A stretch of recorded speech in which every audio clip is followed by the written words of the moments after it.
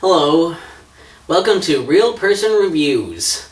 I'm Sam, and I'm a real person. And today I want to talk to you about Force Gemini. Force Gemini is a game for the Nintendo 64 made by Rareware.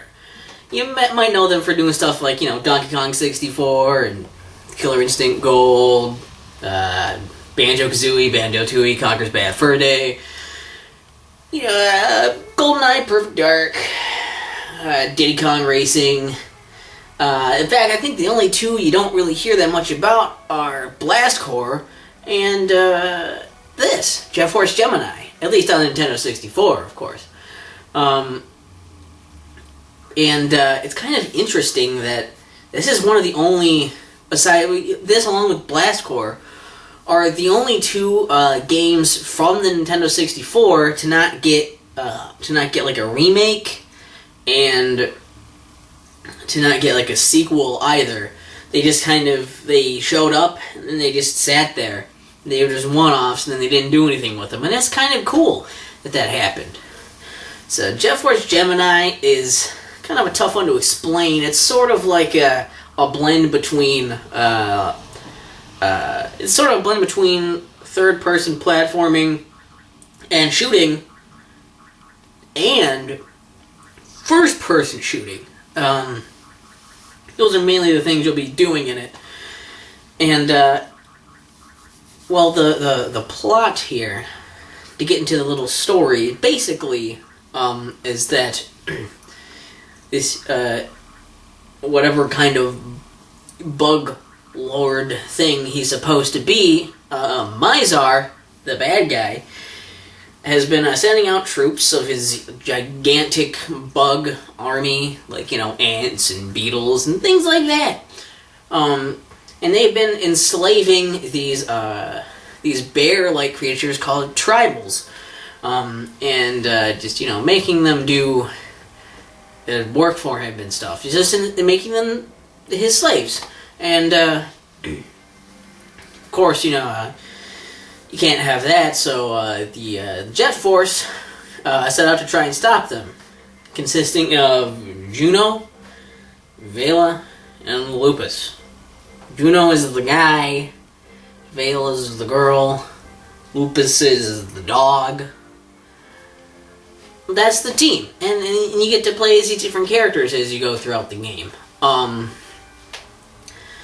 So there's, the gameplay is, going around the levels. You can always, you have guns out and you can shoot things. As you go through the different levels, which are mostly different planets or different spaceships, huge spaceships, you go around and you can shoot these bugs, and you're trying to save the tribals, so, don't shoot them. You can find new guns along the way. You can find extra capacities to upgrade the ammo count of your weapons. Of course, you can find ammo laying around as well, also from fallen enemies. You can kill some enemies kind of brutally. Some of them will explode, or lots of blood will fall out of them and stuff, so there's a lot of different, ant blood, bug blood. A lot of them are ants. Most of the foot soldiers are just ants. And you can also collect their heads, if you can get their heads off. If you can decapitate them, you can collect their heads to get a few goofy bonuses. Okay, that's weird, but you can do that. And you're basically just going through these levels and trying to save the tribals, finding more guns and capacities, finding key items to help you get through these levels and future levels. And it can be kind of, I don't know, it's I guess there's that, and you're working your way up to these different bosses, because each character gets to fight a boss. At least one boss, so that's cool. You get to do that. It's just a series of going around, fighting tribals, exploring these huge planets and spaceships, and shooting things. It's pretty simple. The platforming isn't really that emphasized. There is some platforming to do, but there's only certain bits of it, because the platforming, it's not a huge focus. It's just something you kind of have to do to be able to explore. It is a little awkward. And I will say that you have to get used to the control scheme, because basically you hold the button to go into an aiming mode, And in this aiming mode, you can strafe around and you can aim up and down. And it zooms really far in and it makes your character transparent. And then it has your crosshairs on the screen, and then you can aim at stuff. So there's that. And it's just going through space and doing fighting these cool mutant bug creatures and saving the tribals and trying to save the day. And about midway into the game, there comes to a point where you actually have to go and collect a lot of these ship parts. So you can create the ship to go up and fight Mizar in a big final battle. So there's that. There's also co-op and multiplayer in this game, which is really cool that they put that in there. The co-op is interesting. It's kind of it's not like a equal co-op. You don't have the same capacity. Basically, the main player plays like the first player plays like you would in a regular game. The second player controls Floyd, this little floating robot that floats over the shoulder of the first player. And basically, that player that's controlling Floyd gets to move around these crosshairs and shoot, basically kind of like a dual version of your standard pistol. Except it never runs out of ammo, and it's it can be constant. So it can be very useful.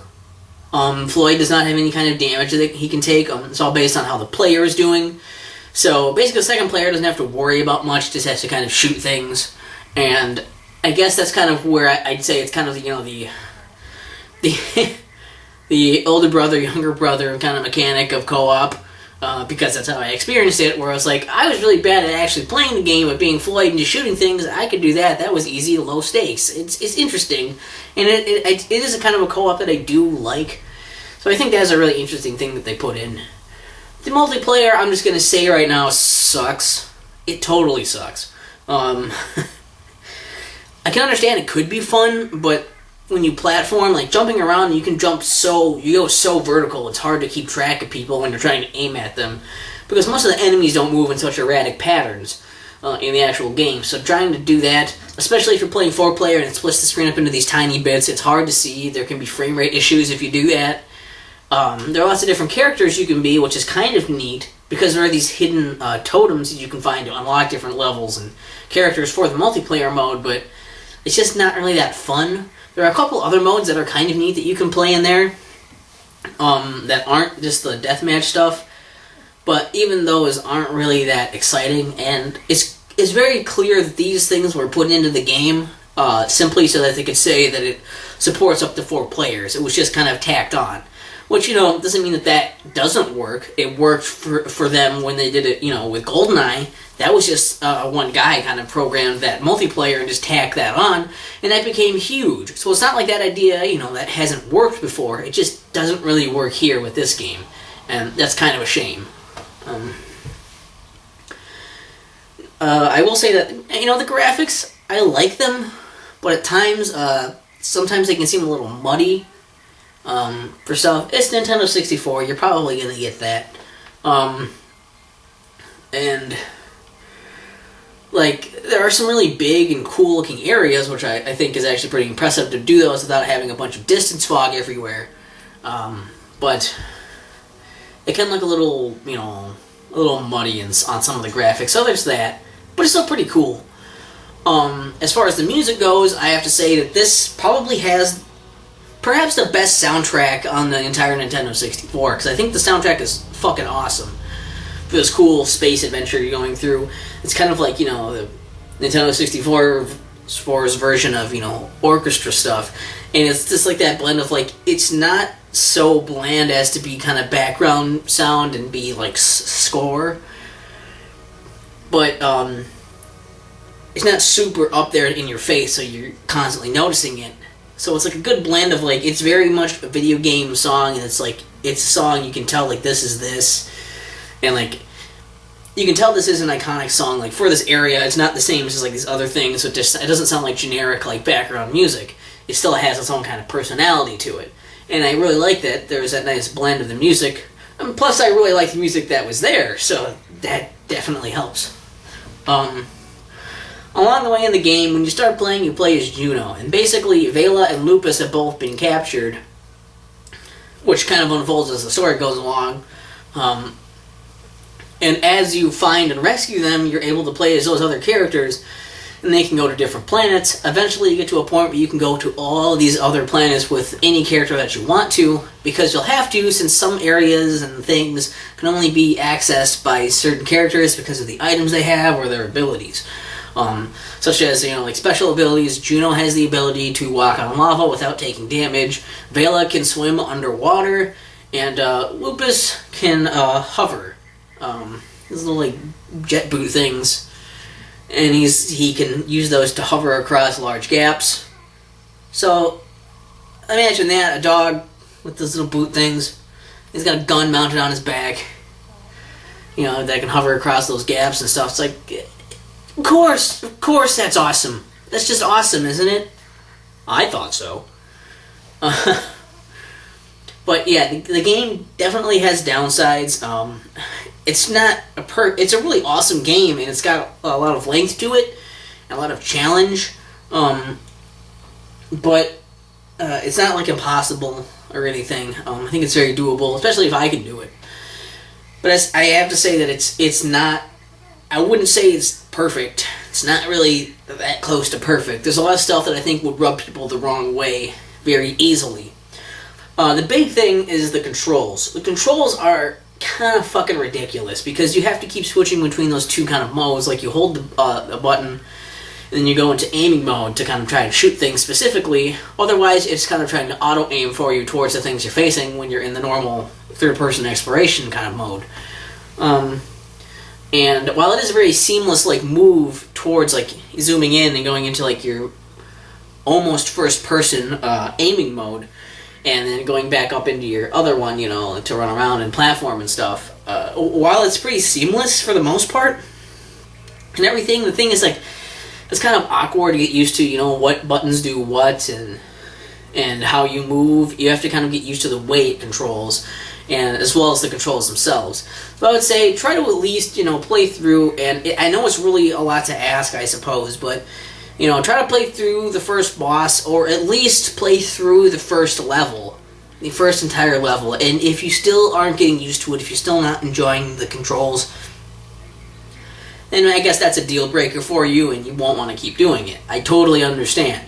It's not something that I wouldn't tell anyone to try and force themselves to understand it and enjoy it. But if you really want to give the game a fair chance, you definitely have to put in the time and at least try your best to make it work, because it is a little goofy, and it's something that, especially if you didn't grow up on Nintendo 64, you're going to be kind of fumbling and you're going to be kind of lost for a while, I think. So there's that. Again, I already mentioned the multiplayer is not that good. The co-op I like. I do like the way they do the co-op. You might not, and that's fine. One bad thing about that co-op is that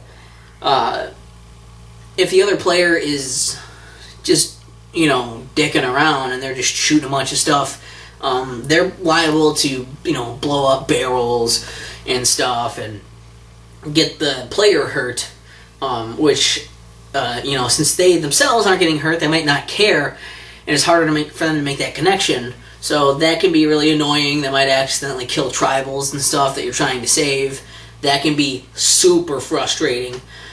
Plus the issue with, getting the co-op. You don't get it until, I think, the last leg of the, Juno's first 3 planets. Because everyone has 3 levels, and then they get to the central hub where they meet. And it's just, I don't know, it kind of sucks that that's not available immediately. And unless you played it before or heard about it or something, you probably wouldn't know that there's even any co-op, and you'd be like, oh, this sucks, and you'd want to, you feel kind of cheated or something. So that's kind of annoying that it does it like that, but it makes sense because you find Floyd during the game. It's part of this, kind of part of the story building up to it, so it kind of makes sense, I guess. So there are a few cool cutscenes in the game too. I didn't mention that before. I'll just mention that now, since that's one of them. There are some really cool cutscenes in here too that I liked. well done with the music and the visuals and everything, well directed. Those are cool. And I guess talking about these bad things, mentioning how tribals get killed, why that can be so frustrating, comes to another issue. Is that in order to complete the game, you see, you need to get these ship parts. And to get these ship parts, you need to save so many tribals, and then the guy will give you these parts and stuff, and like, you need to save tribals in order to get the last pieces of the ship. The thing is, you have to save every fucking tribal in the game. It's not like you get a bonus for doing this. It's something that you absolutely have to do, which wouldn't be so bad. I mean, it's not terrible. You can kind of go back and redo areas and get the tribals. It's not necessarily that hard. And especially if you've played it before, you can kind of plan around that and try to do that right away. So that's my advice. Start saving them right away. But the thing is, it can suck because you're going through these sections, and if one tribal dies, that's it. The section's fucked, and you have to come back later and do it again. And then you have to come back, keep redoing the shit you've already done in order to get to these new parts, in order to get these parts you've been to in order to try to save all the tribals again. And some of these sections are fucking brutal, where like tribals are running around and shit, and you have to make sure you don't kill them. You have to make sure you're fast enough so that, you know, enemies or other things in the room don't kill the tribals. And then like, it can be such a hassle because some of them are just in these death traps that, unless you react immediately or in a very specific way, they're gonna fucking die. And that's fucking horse shit. You know, it shouldn't do that. Oh gosh, my camera's dying. So hopefully I can wrap this up really quick here to say that I'm not gonna be able to have enough time, but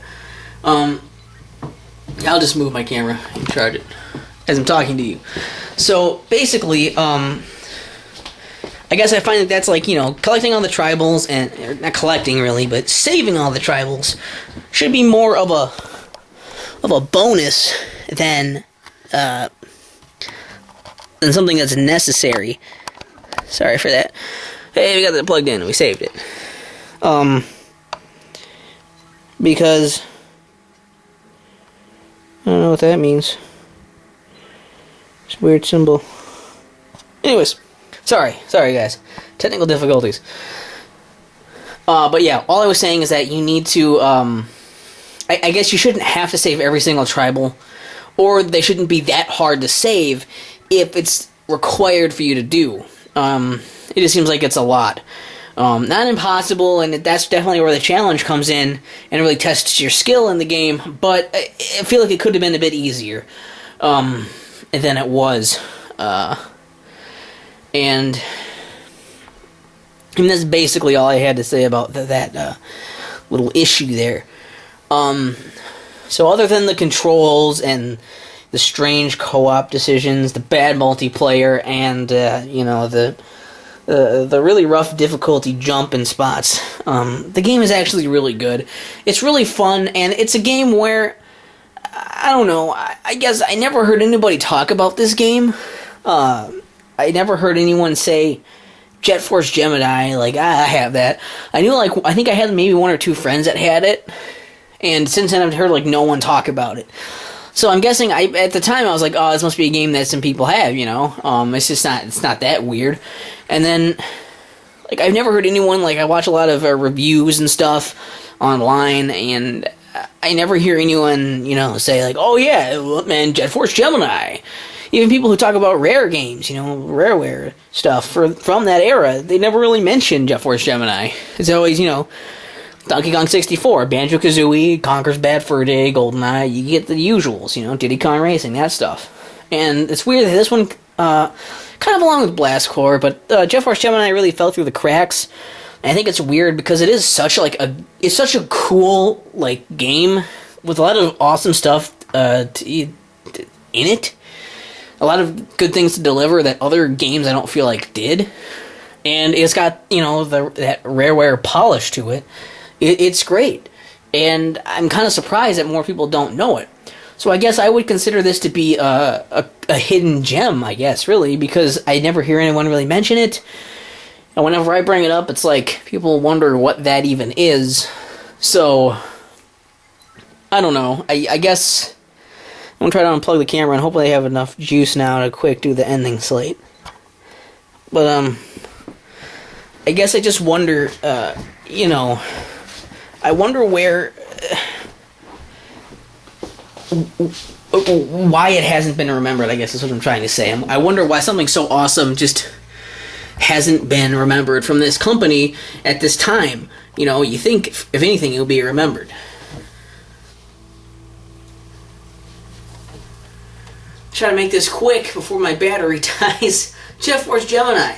It's a pretty awesome game. If you're, you have a Nintendo 64, if you like your Rareware, if you want to go on a sweet space adventure and shoot stuff, shoot a bunch of huge mutated bugs and things with a dude, a chick, and a dog, it's really cool. It's awesome. Like, I really recommend it. It's probably one of the coolest hidden gems that I have on the system. And, like, I've actually seen this going for, under $10 a lot. It's definitely worth that, even if you just want to try it out. You don't need anything fancy for it. No expansion pack needed. No rumble pack, none of that shit. Just get the game. I believe it saves right onto the game as well, so you don't need a memory card either. Why not? It's Rareware. Come on! And, definitely, like, it's even worth, like, even if you can get it for, like, $10, $20, I doubt it's going to be as high as $20 from what I've seen, but, it's worth it. It's a really good game, and I do really recommend it. Especially if, you haven't heard anything about it, like, and you're into Nintendo 64 and Rareware. Just give it a shot. And in the comments, leave it in the comments if you've played this game, because, holy crap, I feel like I'm one of 5 people in the world who have. Yeah, and anything else you want to leave in the comments, do that. Anything I should review, if you want to hit like or dislike, subscribe or unsubscribe, all up to you good folks at home. And, just know that after watching this review, you are now one step closer to Mizar's lair.